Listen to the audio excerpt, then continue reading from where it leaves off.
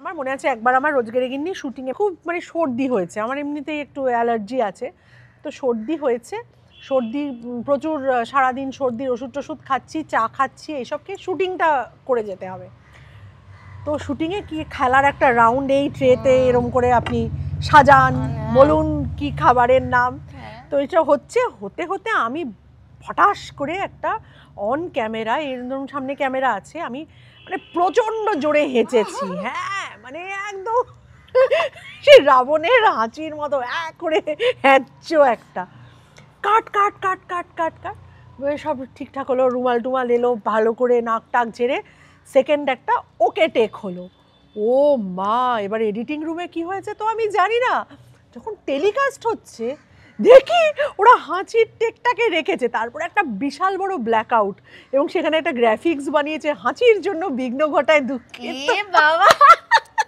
মানে